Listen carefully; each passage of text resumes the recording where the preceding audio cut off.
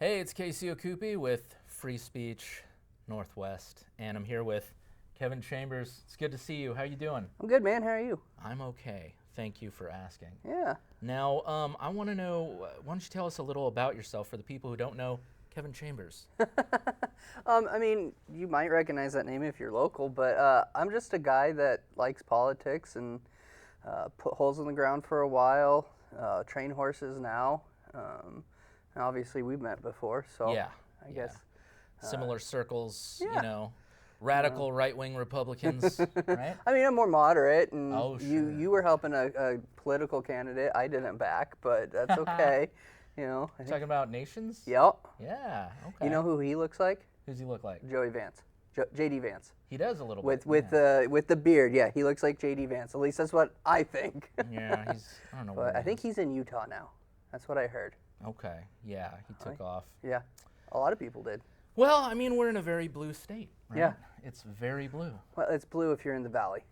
Oh, right. That's If exactly you're on the I-5 corridor, but then I guess then they gerrymander the districts on the coast, like in Tillamook, and then you got Cyrus Javardi, or however you say his name, who decided to make a sweetheart deal and change parties last minute. Yeah, if it's not blue, you can always just change the lines, Yeah, right? Move exactly. the lines around. Like California did. Yeah. You know. So we were going to talk about, Kevin and I are going to discuss, we have political things going on right now, like running for governor offices. They're up for... Not me. I'm not running for anything this cycle. Okay, well, maybe next cycle. Maybe. But I want to discuss, what the left does right and what the right does right and what they do incorrectly. Sure. Christine Drazen and Danielle Bethel. Right? Yeah. Yep. Yeah. Yep. I mean, there are more candidates that have Yeah, filed, but those are the two main candidates, I think, as of right now. We still got like 4 months till the filing deadline, so we'll see what happens. Yeah, there's other Republicans as well. Like you said, those are probably potentially the front runners. Correct. Because one thing they do, those two, is they utilize media just a little bit more than not at all. Slightly. Not to be ageist, they're younger candidates, so they know how to. They're right in that sweet spot of social media, not social media, so they know how to play that game a little bit on both their sides. Yeah. So Yeah, they're I mean, old campaigning with mailers and stuff like that, which doesn't work anymore, versus new media and stuff like that, which is working. So I like new media. Yeah. I'm actually writing a little book or movie and stuff on new media. But you know what? They don't do it enough, though, do they? No, Republicans are still embraced in this old style of campaigning, where they spend millions on mailers, but if you get a mailer in the mail, it goes in the garbage. I collect them because I'm like, hey, this is cool, but I'm a political junkie. I'm a political nerd. But they don't short form video, right? That TikTok, 10, 30 seconds. Yeah, Right? exactly. That they don't do that They don't do that. Oregon is so interesting. Oregon Republicans are so divided, and this is why we lose. If you're not like me 100%, I'm not voting for you. And just common sense is you're never going to agree with someone 100%. No. I mean, when you're in Oregon, it's more like 30, 35% or 20 or less when it comes to the general population. However, that's one thing that they need to do. Like this video we're making right now, we're going to be able to dissect into like 10 or more little chunks that are like 15 seconds, 30 seconds, a minute and a half, you know? And so that's one way in which they're failing and they can work a little bit harder. Work a little bit harder, okay? Figure it out. Right? So when Danielle Bethel announced her run, Yeah. and I go, who's your campaign consultant? Because her original campaign consultant, who was Selma Pierce's campaign consultant, and who was Bud Pierce's campaign consultant, all about the money, mailers, like, she's like, oh, it's this person. I don't remember who it is. And so I'm like, okay, if it's not this person, I can support you. And right now she's my favorite, right? We're still 6 months from a primary. Mm-hmm. pretty close to 6 months, yeah. We actually might be 6 months to the day. I don't know what the primary is, but it's usually the second or third Wednesday of May. Okay. I'm pulling up my phone, actually, because it's the 18th. The 18th. Right now. Correct. So we could be several weeks away from the primary, and they're consulting people who have some antiquated, Correct. old school ways to utilize media. Basically, if you're not creating memes May about 19th. the ridiculous things your opponents are saying and doing, like absurd memes, that's another area that I don't think that they're really utilizing, are they? No, they're not. I mean, when we look at the data and we look at the voting base, I mean, 18 to 35, 40-year-olds are now the biggest voting bloc. He'll make the argument, do they show up like people who are 65 plus? But the voting bloc is so big in that base right now, even showing up at 30, 40% will eclipse other voting blocs. And people don't know how to speak that language. And the other thing for me is like the issues that the younger generations are facing are completely different than issues that older generations are facing. And that's completely okay. Different set of circumstances, right? But like, let's go federally real quick. We're at $37 trillion in debt. Social Security is not going to be there when you and I retire at this rate. Well, that's depressing.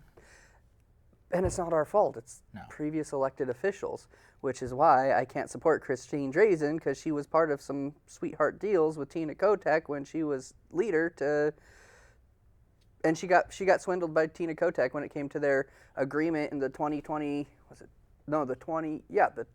when it came to redrawing the boundaries for voting, the new gerrymandering maps from the 2020 census. They made a deal, but lo and behold, Tina Kotek went back on her word. You know about that, right? Well, no, why don't you give us a little more data, if you'd like, about that? So basically, Republicans threatened to walk out back in the 2022 session, and they were coming up and redrawing the boundaries for 2022. It might have been 2021. Redrawing the boundaries, because you got to redraw the boundaries every 10 years because of the census. And Christine Drazen made a deal with Tina Kotek, who was the Speaker of the House at the time, and said, we won't walk out, but you won't do this, this, this. We're going to have an equal 4 and 4 members on the committee for the redistricting. And Tina Kotek said, yeah. Well, then Republicans, last minute, she basically said, you know what, I'm not going to do the equal, because Republicans kept voting no, no, no on the new maps because they're gerrymandered. It ensures that Democrats stay in control of the House and Senate and pick up seats in Congress. Period. It's gerrymandered. That's it. So Tina Kotek, on the last day or second to last day of that special session, says, I'm going to remove one of your committee members and replace it with one of myself. I believe it was herself. And so they had the votes to pass it, that then sent it from committee to the floor, and then it passed in the House. Yeah, that would do it. So she went back on her word, which we've seen so many times. I mean, Tina Kotek is a liar. Period. Yeah. She's a horrible governor. I think Republicans, if they had a decent candidate this time, they'd be walking into a win. She's that bad. But if the Republicans choose Drazen, in my opinion, and there are other reasons, not just because Drazen's a bad candidate, if they choose Drazen, they're going to lose. Okay. I'm not making an endorsement on anyone right now. So when you say if they had a decent candidate, what are the aspects or qualifications to be a decent candidate? Someone who, we need an outsider. Yeah. I mean, pure and simple. I mean, Daniel Beth. About the Trump effect. Yeah, and I'm not a Trump fan, but like we need someone who hasn't been ran over by Tina Kotek, who hasn't made sweetheart deals, who hasn't been bought by special interests. We need someone who's been local. I mean, that's at this point Danielle Bethel. Or we need a Bob Tiernan, Bob, who literally like the last day decided to run, but he was part of the 1990s, early 2000s when Republicans actually knew how to win in the state. He just announced too late. So. Okay. Well, I think they don't have the intestinal fortitude to really effectively call out radical left-wing insanity. No. And that is something that appeals to the younger generation. Yeah. If you can say this person is stupid and ridiculous because of X, Y, and Z, and they're embarrassing, that's appealing, to be able to do that, right? Yeah, I think it's how you do it, right? Like, I don't, because Oregon's special. We don't like when someone calls us stupid. I mean, look at the ICE protests, right? Like, and I fully support ICE, okay? But they're going, and I saw an ICE protest. They were doing 80s aerobics for the protest. It was hilarious. But so I find a way to say you're stupid without saying you're stupid, right? Not literally. Yeah, okay. Yeah. But like, just making a mockery out of things that are worthy of being mocked. Right. You know what I mean? Complete and utter destruction. Yeah, and I think part of it is we're facing a deficit already this next session, right? This short session. It's almost $500 million. She wants to take the kicker. She already passed a $4.3 billion gas tax, right? Yeah. She's going to pass more taxes. Why don't you spend money properly, Tina? Why don't you use our resources properly, which there are plenty of? We're talking $100 billion plus every 2 years, instead of taking more when Oregonians can't afford that. We're in a recession because of you. Oregon's one of 23 states in an official recession.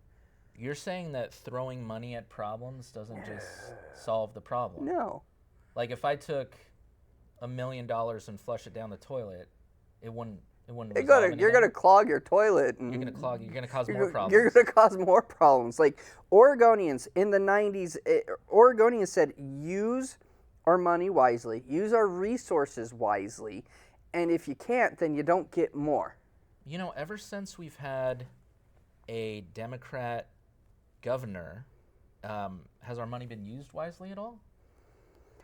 Not since 2006, I would say, because at least with a Democrat governor, we had a Republican House and Senate. Okay, who was governor in 2006? That would have been Kulingoski. Kulingoski. Yes. Okay. Kulingoski, and then Kits Hopper ran when he was termed out. Those are both dudes. Yeah. Yeah. And so, ever since the ladies got in there, I don't think it has to do. I just think they're horrible governors. Why not? How you don't think that has any? I personally, I think there are some.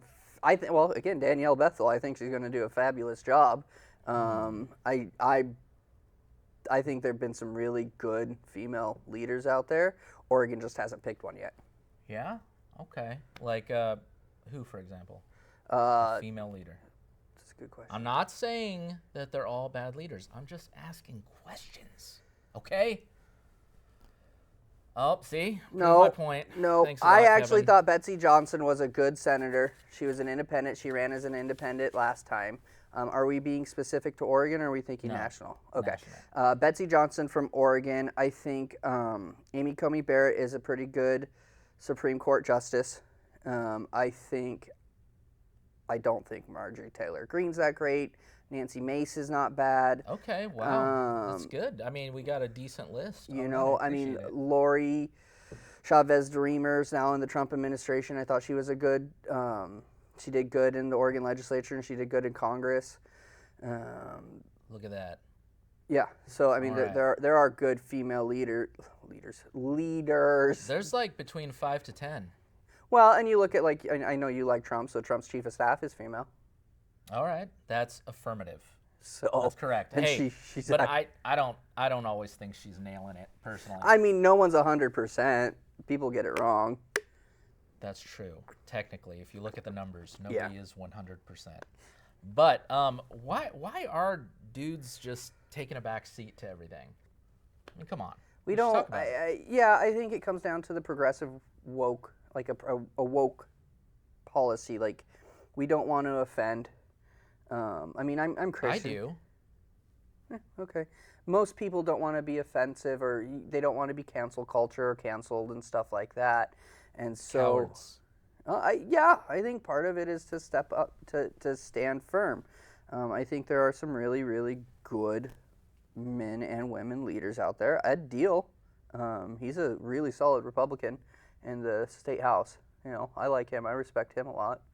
So, okay. Another leader, Shelley Bosshart Davis. She's really good. You know what? We need more people, men and women, and who understand new media. What we were talking about, memes. Yep. We're talking about GIFs. We're talking about shorts. All those different aspects, reels. Yeah.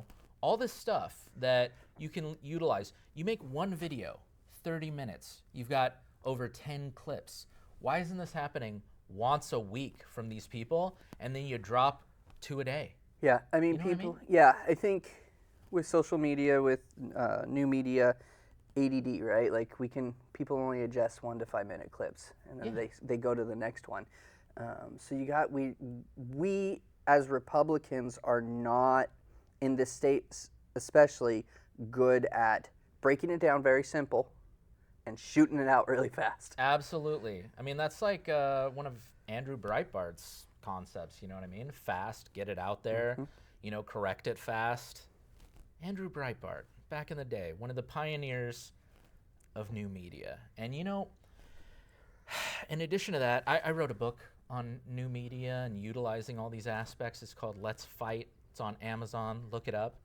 So Let's Fight has to do with all of this. It has to do with taking these videos, breaking them down, calling out people who are stupid and obnoxious and annoying. Right. And just basically taking these policies that we have, all these different policies that are completely and utterly obliterating Oregon, and calling out the people who wrote those policies by name, showing an image of their face, and break down how they're hurting real people like you and like me.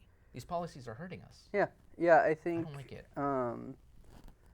There's a guy, I'll send you the link. I follow him on TikTok and Facebook, and he goes up, and he's an independent journalist. He shows the policies in Portland, the drug policies, the homelessness, all these policies, and shows people literally just tweaking out on drugs. Yeah. And you look at Tina Kotek when she was protesting the deployment of Oregon federal guardsmen to protect ICE facilities.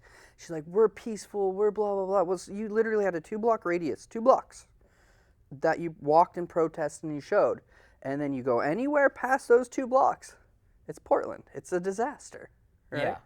I mean, selective media. And yeah, selective exactly. coverage. And we have the same thing down here in Salem. We have it in Monmouth and Independence.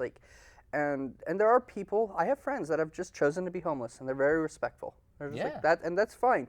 But it's like they clean up after their camps every day, right? Like they don't start fires. Like we got to be up at this time and leave by this time, in bed at this time, up at this time, and but of course, this is fun. So when I was a West Salem Neighborhood Association chair, we were really fighting the homeless camp, and we were winning in Wallace Marine Park.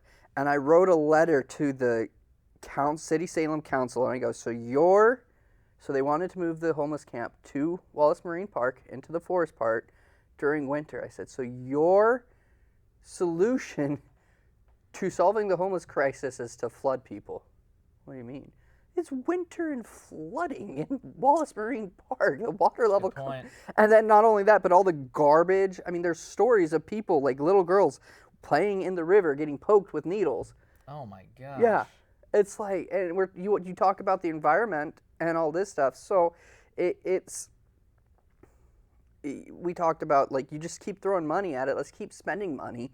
Does that work? No. Spend the money right. Spend the money right. That's a good idea.